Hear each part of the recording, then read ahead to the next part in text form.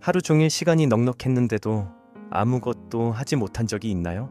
일정은 비어있고 급한 약속도 없고 방해하는 것도 없었는데 몸은 지쳐있고 마음은 흐트러져서 결국 멍하니 화면만 바라보며 시작도 못한 채 하루가 흘러간 적이요. 이런 좌절감 생각보다 많은 사람들이 겪고 있습니다. 왜냐하면 이건 시간의 문제가 아니라 에너지의 문제이기 때문입니다. 대부분의 사람들은 인생을 바꾸려면 시간을 잘 관리하면 된다고 생각합니다. 일주일을 더 잘 계획하고 일정표를 쓰고 계획표를 만드는 것. 하지만 시간이 지나면 알게 됩니다. 그게 전부는 아니라는 걸요. 계획이 아무리 잘 짜여 있고 앱을 사용하고 목표를 구체적으로 정해놨다 해도 에너지가 바닥나 있으면 아무것도 실천되지 않습니다. 문제는 여기서 시작됩니다. 우리는 짧은 시간에 많은 걸 해내는 사람을 높이 평가하는 문화 속에 살고 있습니다. 멈추지 않고 성과를 내는 사람, 쉼 없이 움직이는 사람. 하지만 정말 중요한 한 가지는 잘 이야기되지 않습니다. 바로 내면의 상태입니다. 아무리 아침 5시에 일어나도 잠을 제대로 못 잤다면 소용없습니다. 아무리 오후에 창의적인 일을 하겠다고 정해도 아침부터 머릿속이 과부하 상태라면 집중은 어려울 겁니다. 이게 바로 에너지 관리의 핵심입니다. 무엇을 할지만 아는 게 아니라 언제 그걸 할 수 있을 만큼의 상태인지를 아는 것이 중요합니다. 우리 몸은 주기로 움직입니다. 마음도 마찬가지예요. 자연스럽게 집중이 잘 되는 시간, 창의력이 올라가는 순간이 있고 반대로 집중이 떨어지고 기억력이 흐려지며 동기가 사라지는 시간도 있습니다. 이걸 무시하고 계속 밀어붙이는 건 연료 없는 차로 고속도로를 달리려는 것과 다르지 않습니다. 그래서 가장 먼저 해야 할 일은 하루 동안 내 에너지가 어떻게 움직이는지를 솔직하게 관찰하는 거예요. 언제 집중이 잘 되나요? 언제 졸음이 몰려오나요? 언제 가장 미루게 되나요? 이건 특별한 앱이 필요하지 않아요. 이틀이나 사흘 동안 종이에만 써보세요.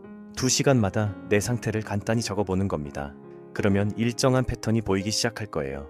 그때부터 바깥의 계획이 아니라 내 안의 리듬에 따라 일정을 다시 정리할 수 있게 됩니다.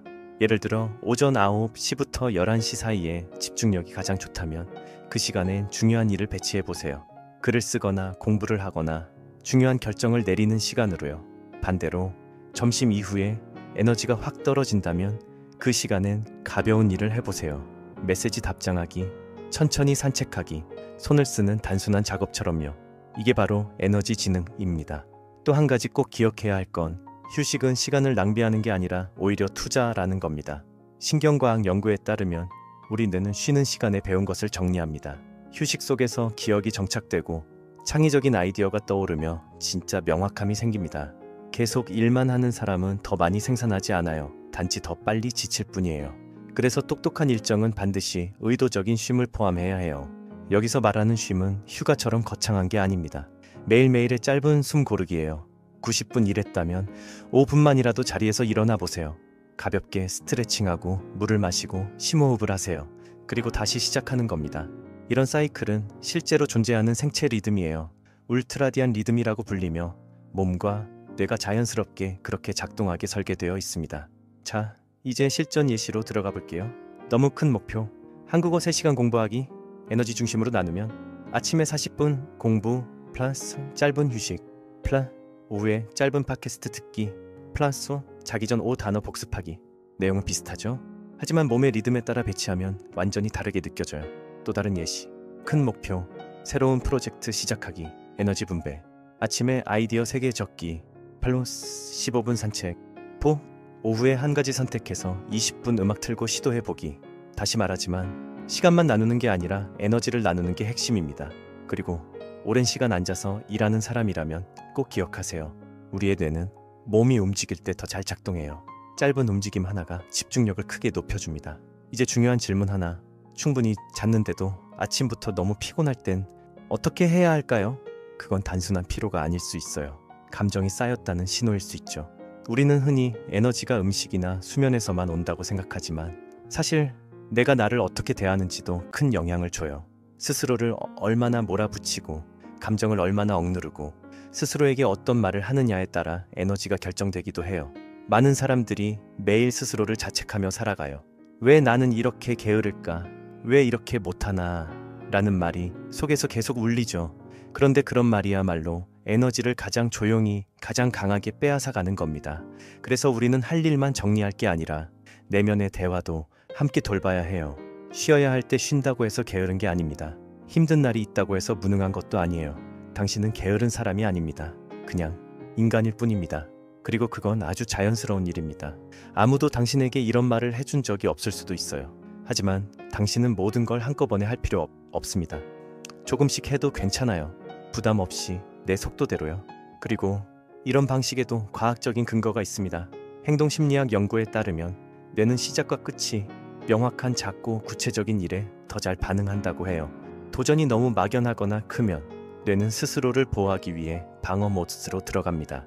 딴짓하게 되고 도망치고 싶고 스스로를 자책하게 되는 거죠. 게다가 울트라디안 리듬이라는 생체 리듬에 관한 연구도 있습니다. 90분 집중 후 의도적인 휴식을 취하는 패턴은 집중력과 기억력, 심리적 안정에 큰 도움이 된다고 합니다. 그러니까 멈추는 건 나약함의 표시가 아니에요. 그건 우리가 인간이라는 증거예요. 그렇게 설계되어 있는 겁니다. 하지만 오늘날 에너지 관리를 가장 어렵게 만드는 건 어쩌면 비교일지도 몰라요. SNS에 접속하면 누군가는 정말 많은 걸 해내는 것처럼 보입니다. 끊임없이 올라오는 게시물, 가득 찬 일정표, 완벽해 보이는 생산성, 그런 걸 보면 나만 뒤처지는 것 같고 나만 부족한 사람처럼 느껴집니다. 하지만 조심하세요. 당신이 보는 건 누군가 보여주는 아주 일부분일 뿐이에요. 그 사람도 흔들립니다. 그 사람도 눈물 흘리는 날이 있어요. 침대에서 일어나지 못하는 날도 있고 설명할 수 없는 공허함에 빠지는 날도 있습니다. 모든 사람은 실패합니다. 모든 사람은 지칩니다. 모든 사람은 멈춥니다. 진짜 차이는요, 자신의 한계를 인정하고 그에 맞게 조절하는 사람과 남들과 비교하며 끝없는 죄책감에 빠지는 사람 사이에 있습니다. 당신은 누구와도 같을 필요 없습니다. 당신이 세드나타니즘 어떤 리듬으로 움직이는지 그걸 아는 게 더 중요합니다. 그리고 시간이 흐르면 그 리듬이 자연스럽게 자리를 잡게 될 거예요. 그러니까 다음에 하루 일정을 정리할 때 꼭 기억하세요. 시간도 물론 중요하지만 그 시간을 움직이게 하는 건 바로 에너지입니다. 그 에너지를 잘 돌봐주세요. 혹시 이 영상이 당신에게 작은 도움이 되었다면 이 채널을 구독해주세요. 그건 아직도 당신 안의 변화에 대한 의지가 있다는 뜻이에요. 좀 더 따뜻하고 인간적인 방식으로요. 댓글도 남겨주세요. 당신은 하루 중 어느 시간대에 에너지가 가장 많이 떨어지나요? 당신의 이야기를 읽고 그 주제로도 영상 만들어 볼게요. 우리는 함께 할 수 있습니다. 다음 영상에서 뵙겠습니다. 왜 나는 내가 세운 일정조차 지키지 못할까? 우리 서두르지 말고 당신의 속도대로 좀 더 가볍게 함께 걸어요.